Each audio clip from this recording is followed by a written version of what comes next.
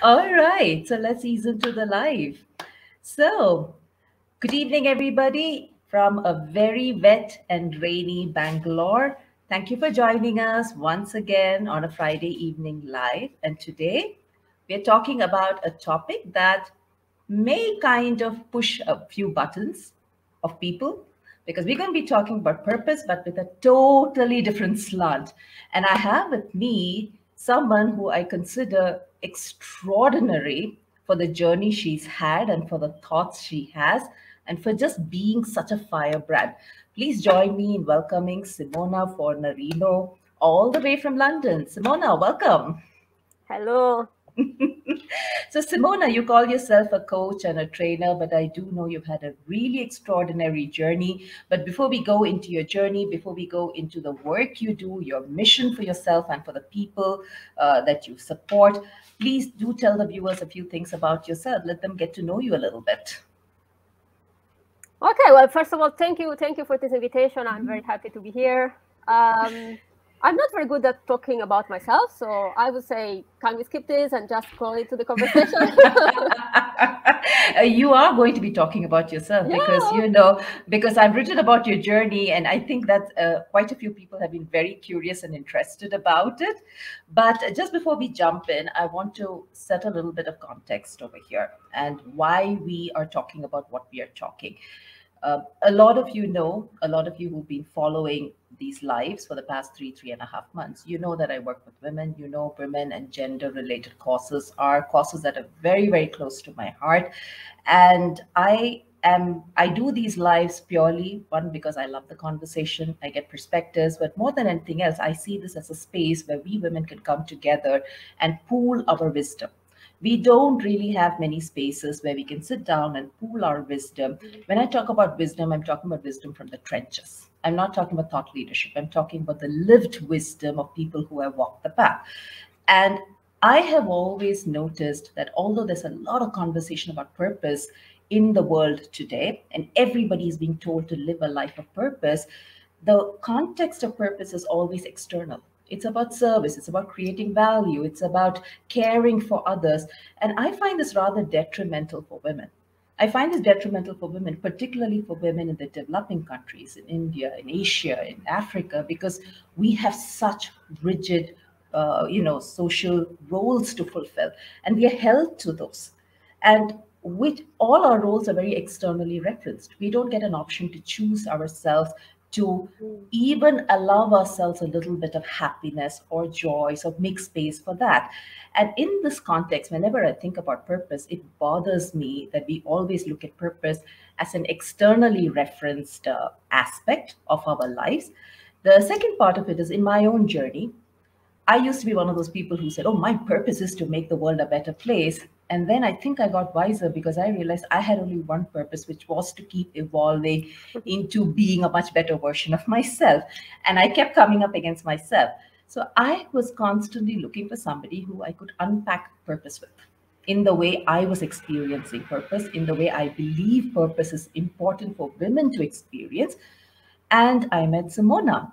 Now, Simona calls herself a trainer and a coach. She doesn't like talking about herself, but let me tell you, she has a fantastic journey.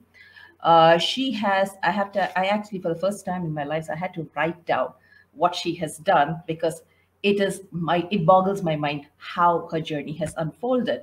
So, Simona, I'm going to jump in, and I want to really talk about your journey a little bit because it is really extraordinary for me. You've had a journey that's taken you across countries and continents, right? You've explored the genetics of human diversity and evolution, which is, for me, very honestly, big terms. Yeah. My little layman's mind cannot process it, so I'm going to ask you to have to deconstruct it for me. But from genetics of human diversity and evolution to working with adults in psychological distress, people with young people with learning disabilities and autism, to training and coaching. When I look at your journey, I think the first time I heard about your journey, there were two things that struck me. One was, wow, what an adventurous, it's very adventurous. And the second thing is, I felt it was as if you're seeking something. That's the impression I got, right? Mhm. So so I would like to invite you to share your journey for us, for us, and also to tell us what was driving you through these twists and turns of your journey. Mm. Yeah, so first of all, thank you for the adventurous, because usually I am told, okay, your journey is quite messy. So I think there's a progress there already. So great. Well, for me, my journey has been a kind of a natural unfolding of one question, one big question, the driving question, as you say. It is more or less something like, what makes people different, and what makes a person, you, me, the other, unique. And I don't know when and how this question was planted in my mind, but it happened. And I remember I grew up in the countryside in Italy, and I remember I was very young. I was a child, and my grandmother had a lot of animals, and I was observing, the chicken, the rabbits, and they look more or less the same. And one day I had this illumination. I said, wow, you cannot have the same chicken or the same rabbit twice. And I was saying that to everybody, And I remember my grandmother saying, okay, darling, go and play with some toys. I say, okay, right. But yes, this question was there, and I couldn't find the answer. So when I had the opportunity to choose my study orientation, I say, I want to choose something that allows me to answer this question. And that's why I chose biology. And I ended up with a PhD in genetics. So I was studying the diversity of human population. So there was the word diversity, evolution. So that's great. I was so happy. And I left Italy for that. And I thought the answer was, what makes a person unique is the DNA. At the time, there was this idea that we are the product of our DNA. So I said, great, I mean, that's the perfect place. And it was not, because basically what happened is that little by little, research progressed, and they discovered that the DNA only determines a little tiny part of who we are. So I was very upset because I didn't find my answer. And so I quit. I say, well, I quit. I want to find my answer. And since I decided to keep working on this question, but looking into the human side of diversity. And I wanted to be more into to have a human experience, to discover more about the human experience. And I decided to have a full immersion experience working with people with learning disabilities. So that's why I went there. And this was a turning point, really, because I really learned so much from them. And there I discovered that, the answer was not there yet. Because we are not the product of society. You have a disability, for society you are disabled. But this didn't work for me. It was not true. And at the same time, in the meantime, I already moved 3 times. So from Italy to France to Canada. And so I discovered that I'm not the product of my culture anymore. So I'm not the product of my family. So again, I was looking for an answer, and I discovered what was not the answer, but I still didn't have the answer. And I found my answer with coaching. That's what I'm doing now. With coaching, I managed to kind of connect all the dots. And then I discovered that you are the product of yourself. So you are your product. Of course, this is a work. But that's the answer. So I'm happy now. I have my answer. I'm very excited by what you say, but at the same time, I want to explore this a little bit more. And the reason I want to explore this is because when we talk about who we are, or what makes a human being, or what makes us unique, there are 2 very popular perceptions, which is nature versus nurture. Right? We are either the product of our DNA or our upbringing or our families, our social environments, you know, it's very clear and it's very demarcated. It's either or maybe something in between, a blended version. Mhm. Now I'm really intrigued to find that you're saying a person is not a product of their DNA. It's not a product of their upbringing. It's not a product of their social or cultural or family influences, but really is a product of their own choices. Mhm. Right? For me, that's very powerful to say that I am a product of my choosing, because it places choice at the center of our existence. And so I want to understand, why do you believe that we are not a product of our nurture, why we are not a product of nature, but why do you believe that we are a product of our choices? Because that's a rather a radical way of thinking for me, Mhm. and believe me, I love it. But it still challenges the way a lot of people perceive themselves as human beings and perceives people in general. So can you Mm. deconstruct this a little bit for us and tell me, why do you think the way you do? Okay. First of all, you say I believe. I don't believe. I know, and I can give you some examples, and you can see also Okay. examples around you. Okay. Um, why we are not the product of our DNA? Well, today we don't talk about genetics anymore. We talk Mm-hmm. about epigenetics. So this is scientific. So the environment can influence your Mm-hmm. DNA. Mm-hmm. So Yeah. epigenetics is something, okay, we are is something in between, okay, nature and nurture, we are in between, Mm-hmm. which is acceptable. And if you Yeah. think about that, I was reading this morning and I saw this picture of this younger woman. She's American, she's an actress and she's a model, Mm-hmm. and she has Down syndrome. Okay. So Down syndrome is we can call, for to keep it simple now, genetics. It's not really genetic, but we can call it genetics syndrome, okay? Mm-hmm. Mm-hmm. And I was surprised because she is so self-confident in what she's doing, and she said this was Mm-hmm. my dream, okay? Mm-hmm. Mm-hmm. And if you imagine you are the product of your DNA or society put together, because when you have Down syndrome, generally speaking, for society, you are a Yeah. person with a Yeah. disability, full stop. Yeah. Yeah. Imagine if she she had accepted, sorry, this. I am the product of my DNA. I cannot be an actress. I cannot be a model. Full Yes. stop. That's it. Yes. My life is Yes. finished. Yes. Can you see? So this is an example. This is a real person, and I think her name is Jamie Brewer, if I Mm-hmm. remember well. Mm-hmm. Um, we are not a product of our society, our culture. I don't know if Mm-hmm. you know Roger Bannister. Mm-hmm. Yeah. Yeah, so definitely in the late 50s, they believe there was this common accepted idea that nobody, no human being could finish a mile run under Mm-hmm. 4 minutes. Roger Mm. Bannister was the first one who did. Mm-hmm. Mm-hmm. Okay, but they was thinking, oh, this person is going to die. Yeah. So, and it challenged all this belief, this Yeah. societal and cultural beliefs. And Yeah. after him, now people are running under 4 minutes, of course, even more, I think. Yeah. So Yeah.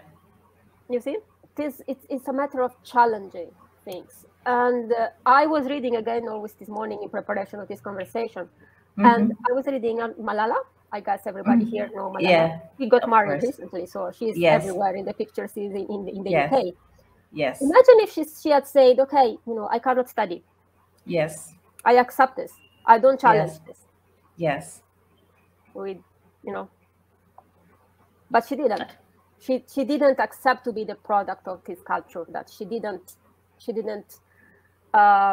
share, or she didn't, how can I say, let's say share. I think we stop here. You know her story, you Yeah. can read her book. Can you Yeah, see? no, no, I So know, but I know about Malala because her father also is rather liberal for the culture that they live in, and mhm, he does advocate for education. So so she does, she is pretty known mhm, for mhm, advocating for education, absolutely. and her father does that too as well. Mhm, So, but I agree with you that just just just deciding who you're going to be requires you to challenge, right? And I find a very common uh, a very common phrase that's used in popular language, where people say, uh, Do you by any chance have your phone on? Because I can hear an echo of my own voice. No, No? Okay. I'm just wondering if this is a transmission no, challenge then. I have my Okay. headphones, so. No worries. Yeah. Yes. So, in one of the popular phrases that people use is just be yourself. And Mhm. I hear a lot of this because, I work with people in personal branding, and people come and, I hear people use the word just be yourself, and they're not being themselves. They are limiting themselves. So the word just be yourself is used without that intentionality, or Mhm, mhm, without really having the intention of choosing, of understanding who you are, being willing to see yourself and to meet yourself, right? So since you mentioned that your mission is to be yourself by intentionally choosing yourself, mhm. I found that very intriguing in what you say is your mission. What does just be yourself mean to you? Hmm. Um, okay, I've been asked this question many times, and every time I have a different answer. So I would say I will answer, I think, with an analogy that I like pretty much, and it's Mm-hmm. imagine that you have a new house. Okay. Maybe it's your house or is you are renting, whatever. You are going in a new place, okay? And this Mm-hmm. place have some has some walls, has some windows, okay? Everything. Mm-hmm. There's a scaffold. There's a structure. Yeah. But then, my question is, what makes this house your home? Mm-hmm. And what makes this house your home is the personal touch that you Yeah. you you bring into it. Yeah. So I don't know if you know the excitement, a new place, and the first thing you want to do, you want to personalize it, you want to decorate it, or putting something that is in alignment with makes what makes you feel well. Mm. And the same thing is being yourself. Is being yourself is you have a container somewhere here, Mm-hmm. and Mm-hmm. and you need to decorate this container. You need to make this Mm. container of your home, and Mm. this needs to be intentional because Mm. it's like, oh, I go, sorry, into a new house, and I have other people's belongings there. Mm. Well, are you comfortable? Are you happy to stay there? I don't think so. Mm. Maybe Mm. some people maybe, but just some person maybe. But ask yourself why. It's nice to bring into yourself something that you choose at some point and be really intentional in how you decorate yourself. Something that strikes me when you're speaking and you're talking about the house is, in the Asian cultures, owning a house is a big achievement. Hmm. You know, Hmm. so that's one of the things people aspire to do as soon as they get a job is buy a house, Hmm. and people actually think about and plan for their dream house. Mm. So even before you enter the house, there's a lot of thought going into what kind of a Mhm, house mhm. do I want, what kind of the kitchen, how, what is the amount of sunlight I want in, is it north facing, east facing? There's so much of thought Yes. process that goes into the house you want. Mhm, And what really strikes me here when you're talking to me is, we spend so much of time and energy thinking about what kind of a house we want to build, what kind of a house, how do we want to decorate our house, and how do we mhm, want to make this house ours. And we mhm. want it to look different. We don't want it to be the same as Yeah. anybody else on that row.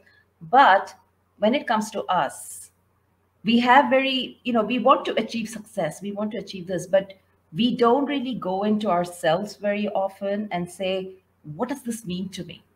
Mhm, What if I want to say, if I want to be successful, what does success mean to me? And I find that everybody's perception of success is unique, it's very different. mhm, Like mhm. what success for you will be very different from, will be different from what my perception of success is, because it's my experience of it, right? And Yeah. I'm just amazed that, when you talk about it, I'm really amazed that we spend so much of time on our houses, on our clothes, but not on ourselves, right? And I find, yeah, you wanted to say something? No, yeah, yeah, absolutely. You spend so many maybe years dreaming about Yes. your house and planning your dream house, and you never think Yeah. about your dream self. Absolutely. And what strikes me is, in our world, we have made selfishness something that we need to avoid at all costs. Mhm, And I find that the minute you start talking about yourself, your wants, your needs, choosing yourself beyond a certain point, Mm-hmm. the word selfish comes out of the closet. And Mm-hmm. selfish usually tends to have a negative connotation, particularly for a woman, Mm-hmm. particularly for a woman, right? So I want to now ask you what you think about this. When we talk about being ourselves, right?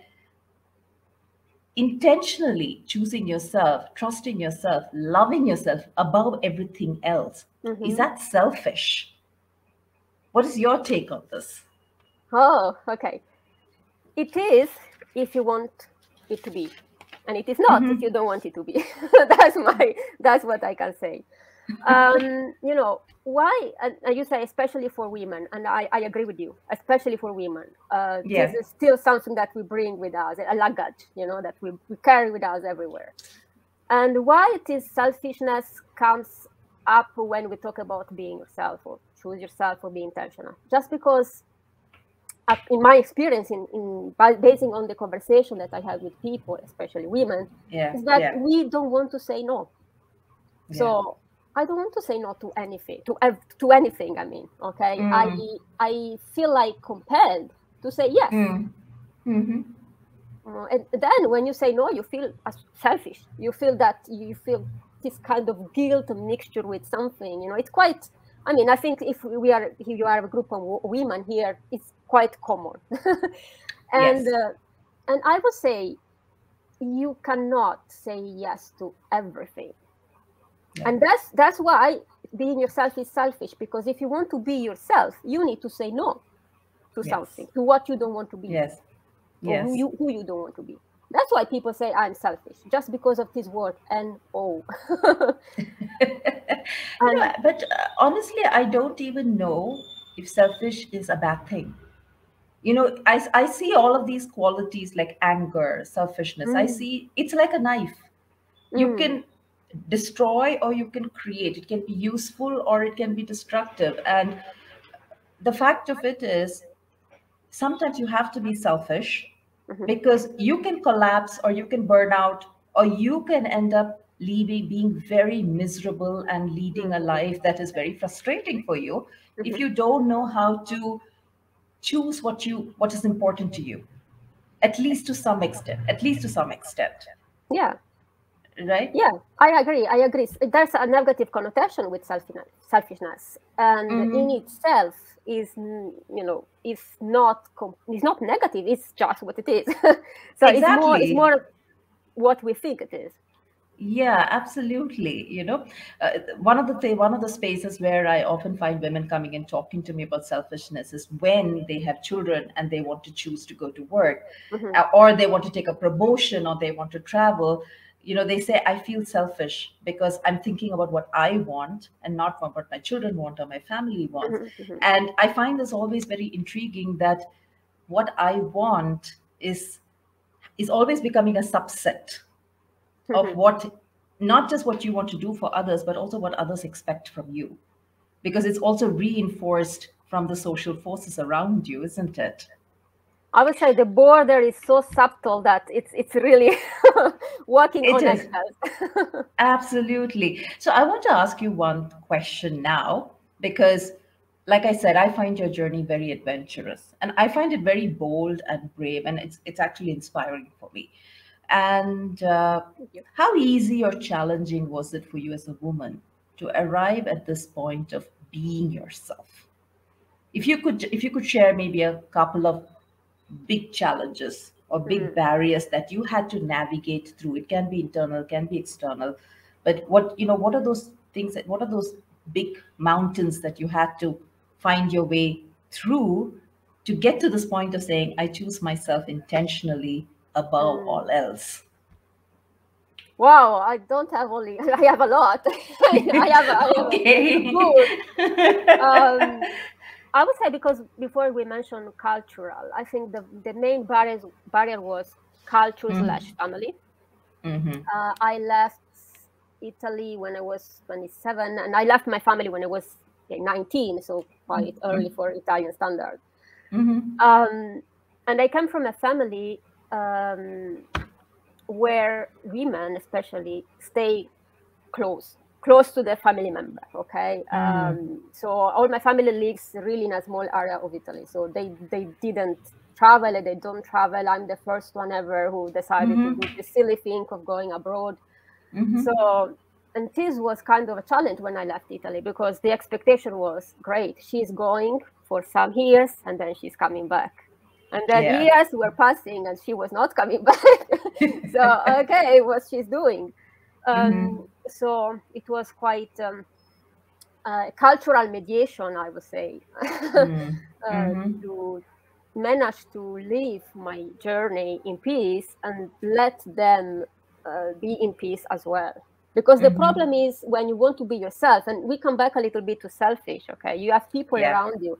And the Yeah. problem is when you love these people, Yes. you know, and you don't want to hurt them. And you say, Yeah. I love myself, but I love them too. And it's like you need to choose either or.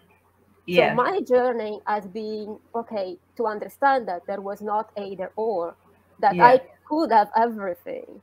And it's a work, it's a daily work. It's a work for you and it's a work for them. Because Yeah. there's a kind of education that I was trying to do, they didn't get it. I was trying even harder, they just didn't get it at all. So there was conflict at the Yeah. end. So it's this I don't know how to call this challenge, but definitely it's part of my story. And I think many people, if not everybody, when you really choose to be intentional in who you want to be and what you want to do, Yeah. you face this challenge sooner or later. If it's not cultural, it's someone around you that doesn't understand what you're doing. Absolutely. And Absolutely. I love the fact that you said the either or, mhm, because I think a lot of us, particularly women, we think in terms of either this or that, mhm. either home, either children or career, Yeah, either single and unhappy, or the family and the what the all of that goes with it, right? So it's I so know. stark, the choice. It's like you can have this or you can have that, but you cannot have both, or you cannot have all. And that's something I like, that you're challenging it, Mhm. because we can have what we want to have.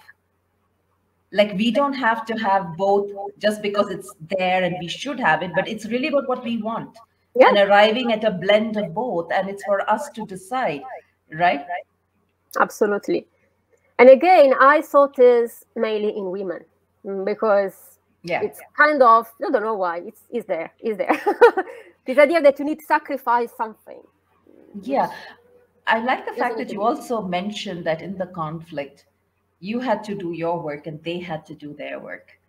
And I think that's so central, because a lot of times women are trying to fix problems for other people. We are trying to make it right for other people. So Yeah. we do their work for them when it's not our job to do that work for them, is it? I tried to justify myself, I think, for 3 years, every single day. And then I say, why I'm doing that? One, it was not working, so it was completely wasting time. And two, Yes. why I'm doing that? There's no point. There's no reason. Nobody is even asking me that. So, so. Yeah. Yeah. And I like what you say, because when you do your work on yourself, it's like you give other people, Yeah. even if they didn't ask for that. Okay, be clear, the opportunity to do the same kind of work. So it's like you Absolutely. open a little bit a door to them and say, look, this is a possibility. Okay, you don't need to Absolutely. agree, but there's a possibility for you as well to see that in the world there's more than your little garden.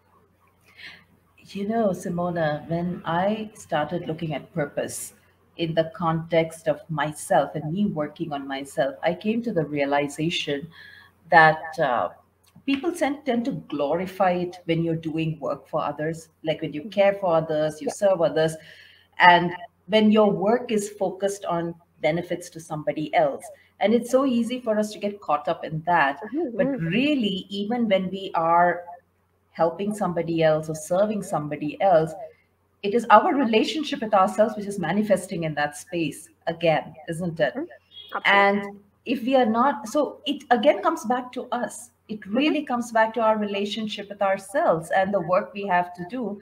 And the only way I feel you can serve somebody else is by inspiring them, because you are evolving and expanding. You can't force it on somebody else. You can force, you can inspire, and you can be a model. You can embody, some Yeah. change with your life. Absolutely, absolutely. So, so do you think, because we hear the word purpose so much nowadays, Mhm. so much, right? What, according to you, is the overlap between being ourselves and living with purpose? Hmm. For me, okay. I'm not saying that I'm right, but for me, and I'm very strong on this position. You cannot live your purpose without working on yourself and embody fully Mm-hmm, yourself. mm-hmm, mm-hmm, So the who is mm-hmm, part of the purpose as much as the mm, what.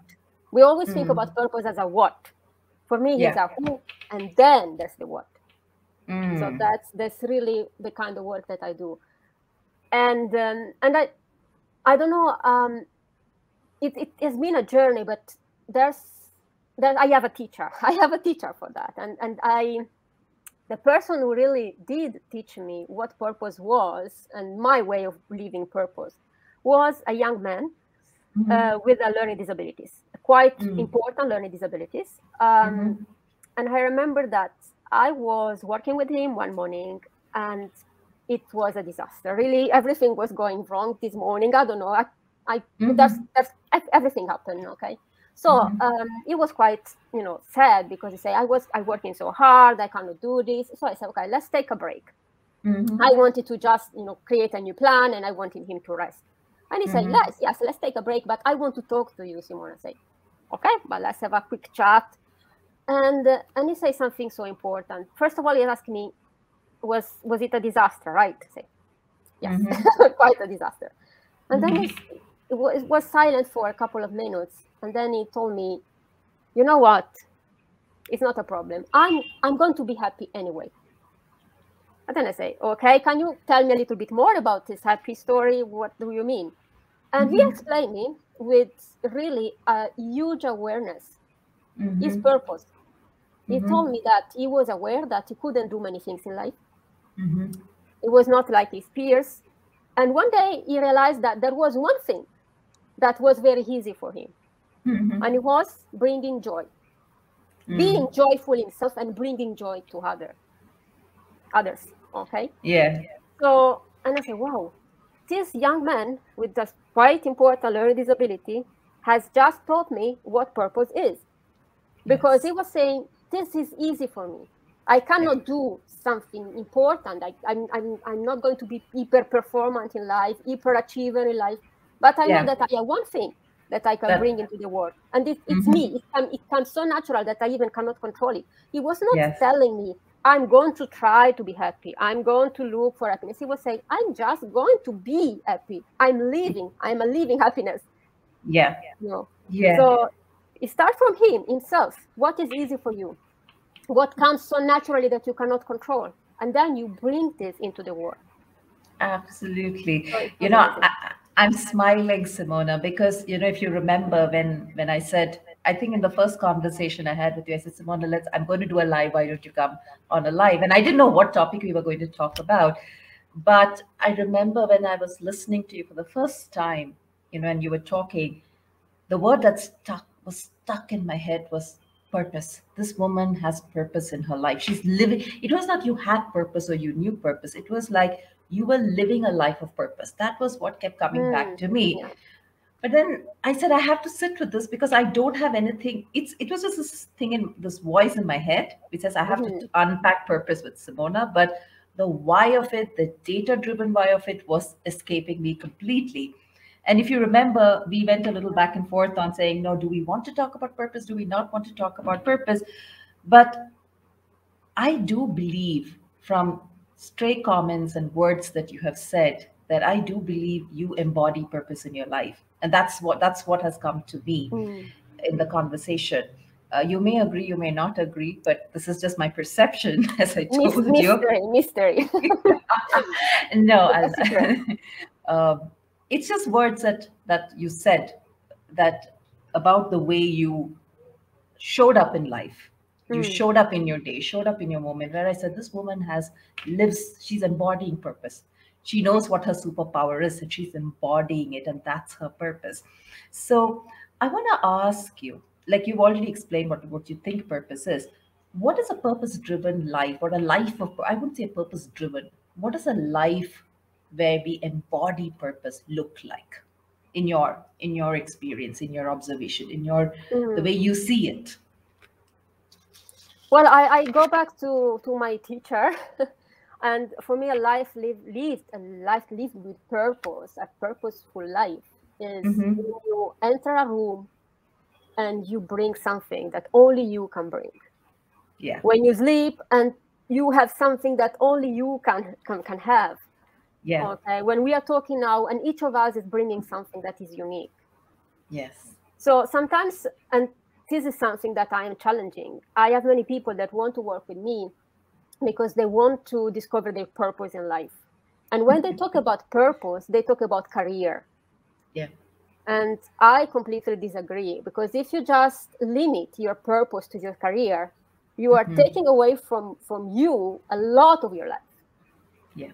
So purpose is something that is constantly with you.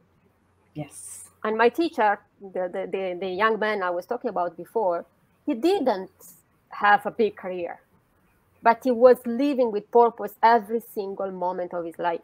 And he even didn't know that, but he was doing that. So you don't need to do a lot of thinking, questionnaire, documents, research. You just need to listen to yourself.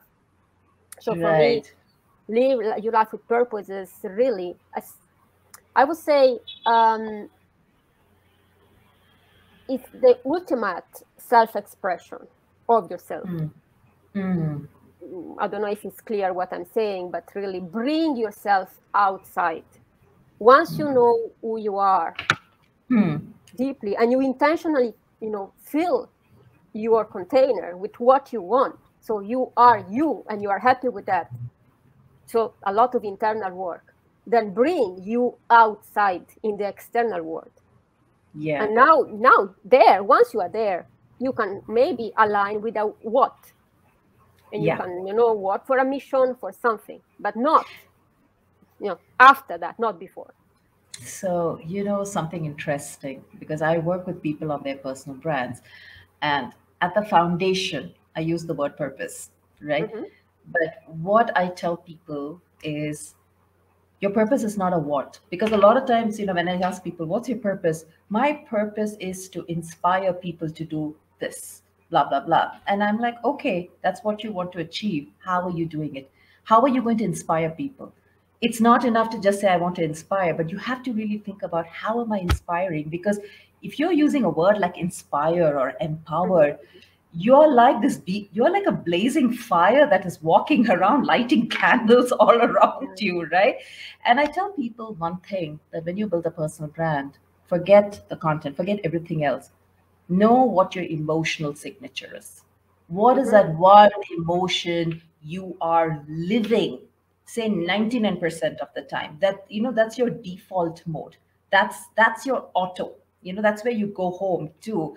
You may Yeah. have that up and down because you're doing, sometimes you find a barrier and then you have to overcome it. So you may go through an up and down, but that's your default mode. And I always tell people, build a brand around an emotional signature, because that's when your brand is going to win in the long run. It's not going to win otherwise, you know. Awesome. Yeah. Great.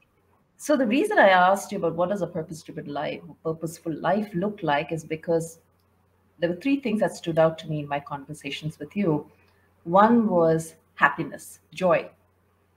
The second was boundaries, and the sense of awareness that you knew, this makes me happy, this doesn't make me happy, this, it was not, it made you happy, this made me a joyful person in my day. So Mm. whoever was a part, so when I was talking to you, like, I think we've had two conversations, and when I was talking to you, I felt your joy. It was like this, it was radiating out, and I was like, wow, this woman is really in her heart, and I can feel it. So that's why I was trying to explore whether you had thoughts on what, a life which embodied purpose looked like. Hmm. And I want to add something when you talk about. Yeah. I talk about happiness before. You talk about happiness again, and I think, and this is something that has been told to me, that you need to, how to say, when you live a purposeful life, everything needs to be great. No. Okay, so you need to, since you live with purpose and you bring yourself outside, whatever, everything needs to be great. So it's kind of, you really live in a pink world when, at the end of the day, you have a big smile. And I challenge this as well. Usually it is not what happened. I mean, Yeah. even for Yeah. example, the young man I was talking before, he had a very bad day. So your purpose is also independent from the external conditions.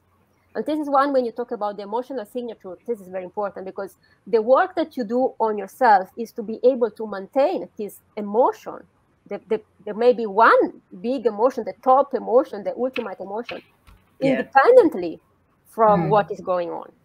And when you manage Absolutely. to do that, done.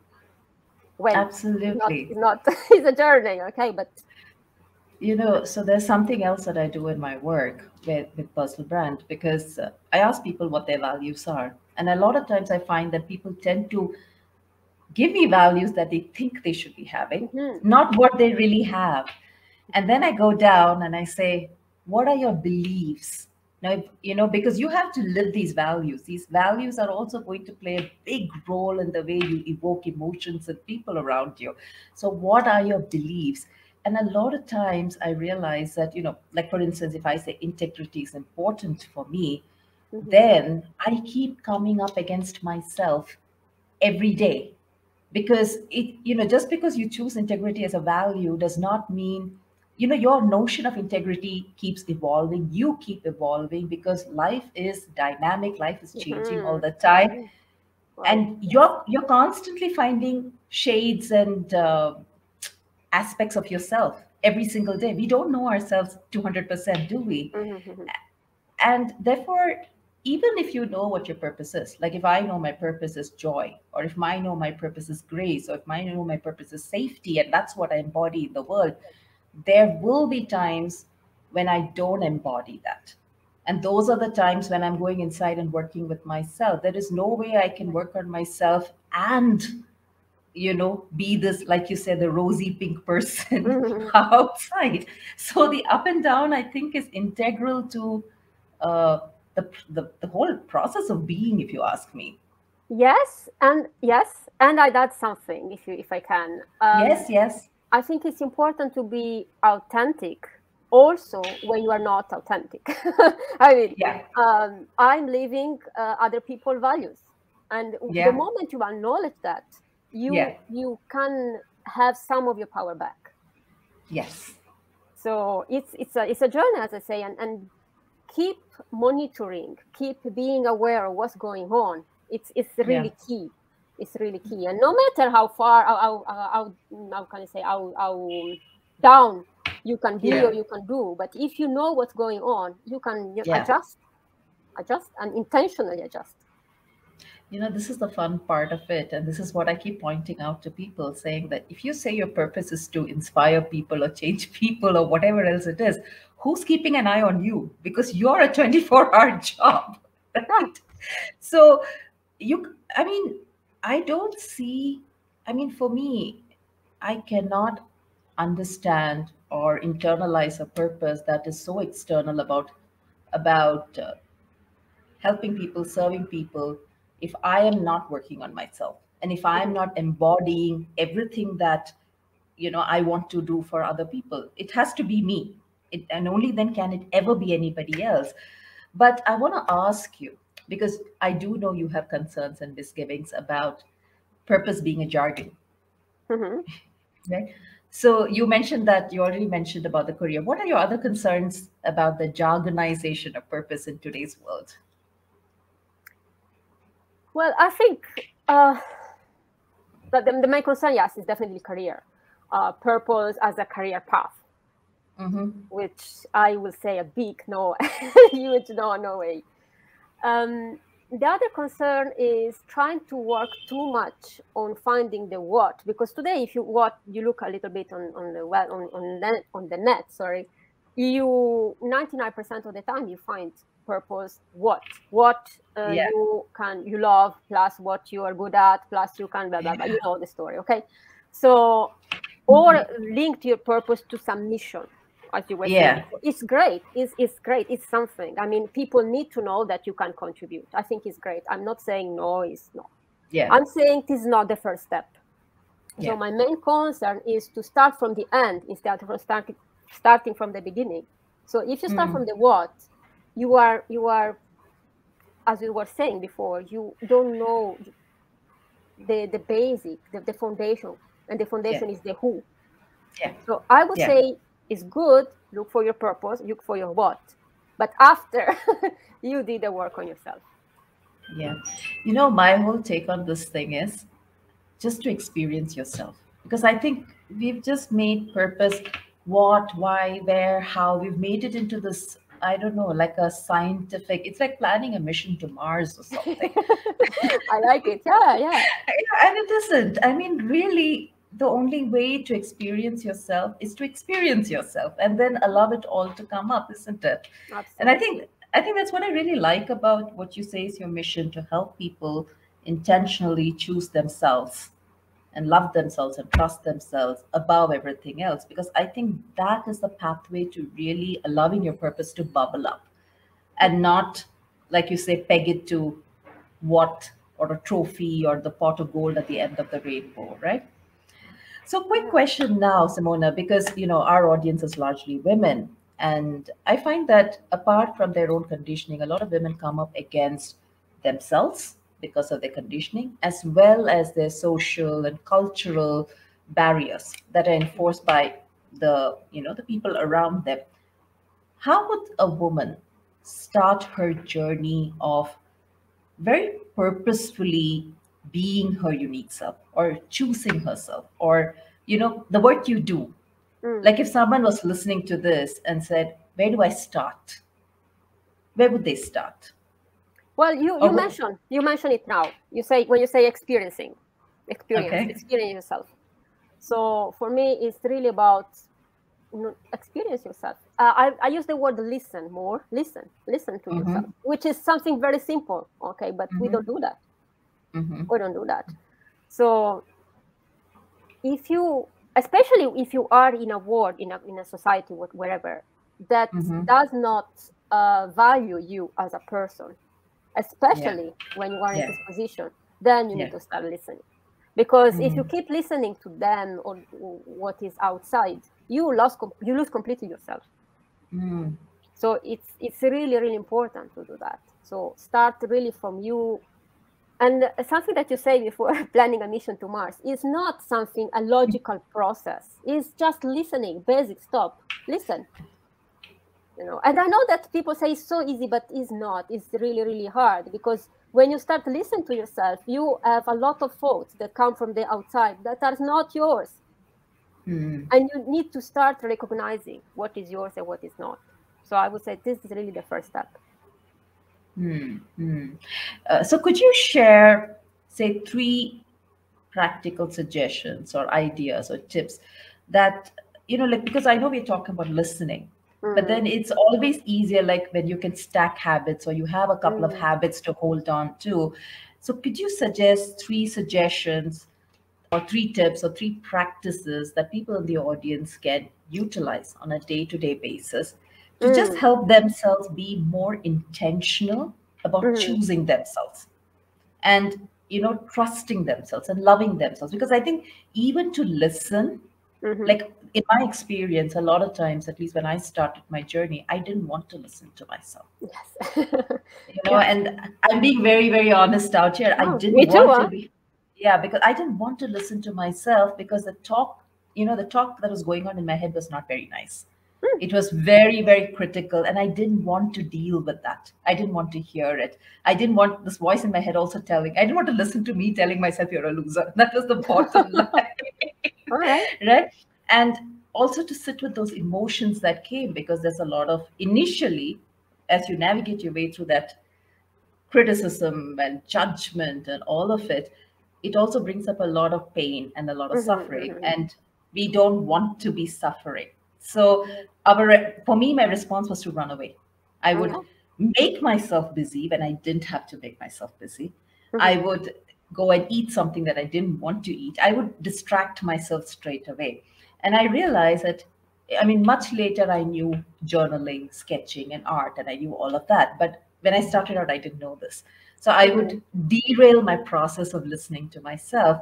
And I just wanted to know if you could offer some tips that people can hold on to help themselves in this process. Yeah. Thank you for sharing your experience. And I think it's very important because it's the same experience. You know, at the beginning, we want to be unique. We want to find your purpose, but we don't want to do the work. So it's normal. We are human beings. Okay. So it's part of the game, I guess. Yes. So my strategies are, I would say, I would suggest you 3 different ways of dating yourself. So I suggest you 3 dates with yourself. Very nice. Yeah, because we spend many times with other people, but we don't spend time with ourselves. And I know people will say now, I don't have time. Yes, you have time. Find the time. If you really want to start the journey, find the time, because this kind of journey takes time. Yeah. And the first one is, as you say, is very interesting. You have when you start listening for the first time, you have all these voices, in your head. So the first thing I would say is to declutter a little bit. Declutter what is there. Because when you say, I want to find myself, be myself, blah, blah, blah, you need to take away what is not you. Yeah. Which is fun. It's like, it's like when you springtime or winter time and you need to change your clothes in your wardrobe, it's fun.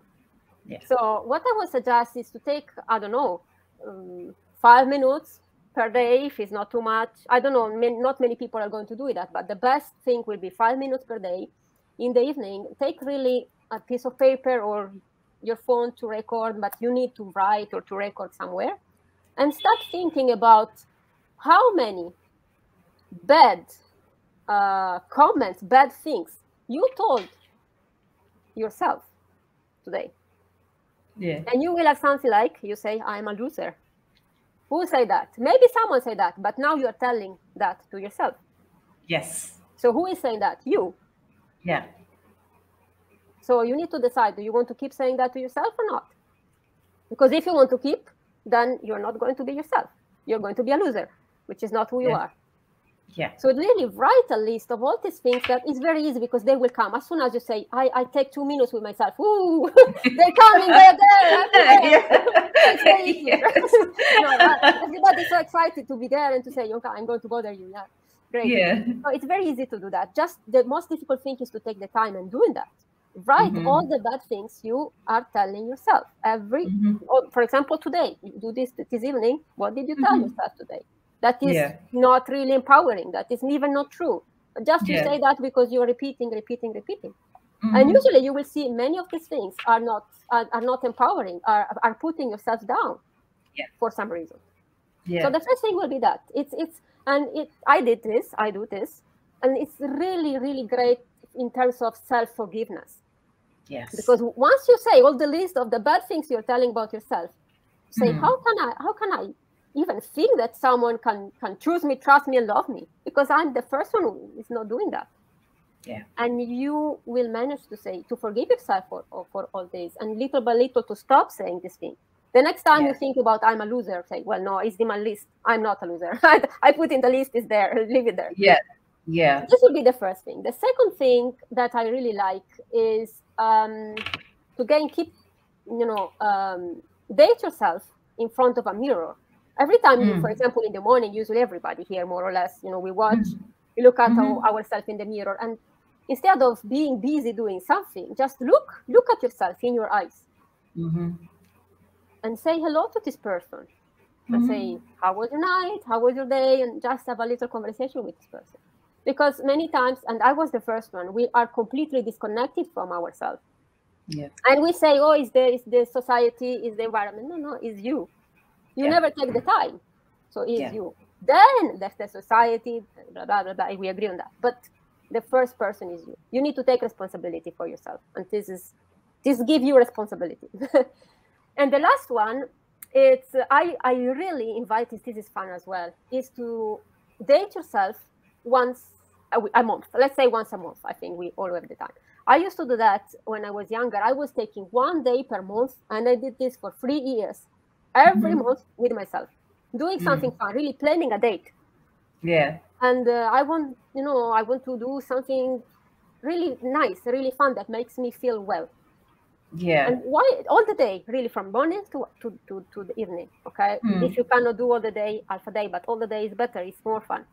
Yeah. And I'm sure that in 1 month you can find the time if you plan very well and if you want to do it. And why it is important? Because it gives you really self-discovery.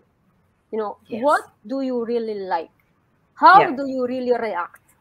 I like whatever. I like I don't know, now I have nothing in mind. Ice cream. Okay, but which flavor of ice cream do you really like? And you can be surprised if you really think, because sometimes we always eat all the life the same flavor, but we even don't like it. Just because we just have, we do that. It's a habit. Yeah. But challenge this little thing and really discover who you are, like a real date. Yeah. There's a movie that I really like. It's I'm not very good with names and titles, so maybe it's not a good title, but it's something like 50 First Dates. Oh yes, it's an Adam Sandler movie where this girl keeps getting amnesia all the time. That's everything. Drew Barrymore. Yeah. Yes, I hear that. Every day this girl wake up and she forgets the day before and the day before and the day before. And once a man fall in love with her, he realized that since she forgot who he is, he needs to make her fall in love with him every day. Yes. So imagine if you do that with yourself. Yeah. Okay, yesterday was a bad day. What? Who cares? I forgot. Today is a new day. I can be, a new me. Yeah. And I think it's very liberating. For me, this has been very liberating. I want to share something here. For the longest ever, when I was a young kid, I always knew that I loved to write and I could write and I was good at it. And I knew I loved to tell stories and I was good at it. But somewhere along the way, I forgot that I loved it and I was good at it. And then I came to a point where I think a couple of years back, where even to write a post on social media, I would second guess and not do it. And then one day I said, you know what, I'm going to start doing this for myself, because this was the one love of my life. It was this big romance I have with words, and this is the love of my life. And I said, I'm going to reclaim it back. And I have to say, writing was the way I dated myself. Writing was the way I discovered myself, because every time I wrote, initially I would look and see how many people liked it and how many people didn't like it. And then I would start saying, oh my God, you're a horrible writer. People don't like what you're writing, blah, blah, blah. But the thing is, when you show up every day for yourself for 15 minutes, that's all it took me, 15 minutes. Every day when you show up, somewhere it starts to change. The tide starts to turn. Yes. And then I started saying, I stopped worrying about what people thought. And I started saying, I liked what I wrote today. Oh, I have an idea. I'm going to put this idea down. And now I've come to a point where I write and I put it out and then I go out with my day and I'm okay. Even if nobody likes it, I'm happy because I've put a bit of my love out, into my writing. And I'm happy for having done it. But it is such a journey to choose to show up for yourself every day. You put a little bit of love and a bit of you out. Can you see how powerful it is? In 15 minutes. You feel 15 minutes. Wow. Yes. And that's all it takes. Actually, when we talk about purpose, that's all it takes. It takes you 10 or 15 minutes every day till it becomes very seamless and effortless, and that becomes your go-to mode. And then you start extending it to the rest of your day. Oh, thank you for sharing that. It's great. I like it. It's very simple, but it's something that belongs to you and you were overlooking. Yeah. The same love. I always tell myself this, the same love I would give to my mother, my brother, my cat. I take that for myself. I claim 15 minutes for myself, and that's mine. And nobody can take that 15 minutes from me. So, and I think that's something we have to do. I think that's where the intentional choosing of ourselves comes in. And until and unless we can really claim ourselves, we cannot be unique, and we cannot, whatever our fancy purpose statements are, we are not going to Correct. show up. It's not going to happen. It's as simple Yes. as that. Yes. Anyway, this has been such a fantastic conversation. Simona, thank you so much for joining me. I can see Precious Quitty, who is from Africa, has actually said this is amazing for her quite early on. And Thank you. I can see people who have woven in and out. But thank you so very much for joining me for this conversation. As I said, I was looking for somebody who would unpack purpose in this manner with me, and I'm so grateful to have met you, and I'm so grateful that you've been a part of this. Thank you. Thank you And for thank you. I thank you. I'm the person need to thank you. And everybody is listening, of course. yes, and I want to tell everybody thank you so much for joining us. I know there's been a lot that we have unpacked today. I hope you have takeaways. I hope it makes a difference. Simona is on LinkedIn, so if you would want to go connect with her, she writes amazing stuff. I would urge you to check her out, check out what she writes, check out what she offers, because there's a huge opportunity for learning there. And do remember to join us next week, because next week we are going to be talking about how can women be sisters and not frenemies to each other. So let's learn about how do we support each other. But till then, take care, be safe, be well, and have a great weekend. Bye.